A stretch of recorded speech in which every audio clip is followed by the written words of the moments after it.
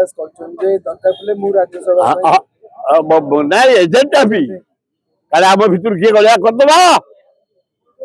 ସେ କହିଛି ବଢିଆ ଭକ୍ତ ଦାସ ବୁଦ୍ଧିକି ମାନିବାକୁ ପଡିବ। ସେ ଜଳ ଜଳ ଦେଖାଗଲାଣି ମୋହନ ପରେ ଓଡିଶା ମୁଖ୍ୟମନ୍ତ୍ରୀ ହବ ତ କାହିଁ ବାଗେଇଲାଣି।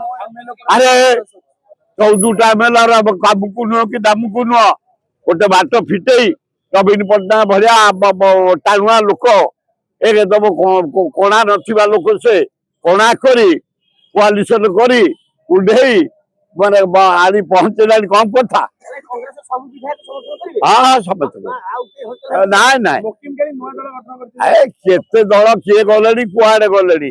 ବିଜୁ ବାବୁ କରିଥିଲେ ପ୍ରଗତି ପାର୍ଟି ଗଲା, ଉତ୍କଳ କଂଗ୍ରେସ ଗଲା, ମହତାବଜୀ ମୋ ଗୁରୁ କରିଥିଲେ ଜନ କଂଗ୍ରେସ ଗଲା, ଇଏ ବିଜୟ ମହାପାତ୍ର କରିଥିଲେ ଗଲେ, କେତେ ଗଲେଣି। ରହିବ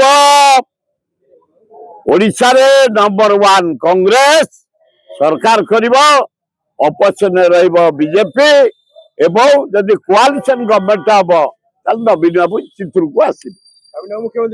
କିଏ କହିବ? ସୋନିଆ ଗାନ୍ଧୀ, ରାହୁଲ ଗାନ୍ଧୀ, ମୁଁ ଛୋଟିଆ କ୍ଷୁଦ୍ର ଜୀବଟିଏ ୱାର୍କରଟିଏ, ସେ ନିଶନ ନେବେ ଭକ୍ତ ଦାସ, ସୋନିଆ ଗାନ୍ଧୀ, ରାହୁଲ ଗାନ୍ଧୀ, ଖଗଡେଦା ଆଉ କିଏ ମୁଖ୍ୟମନ୍ତ୍ରୀ ହବ।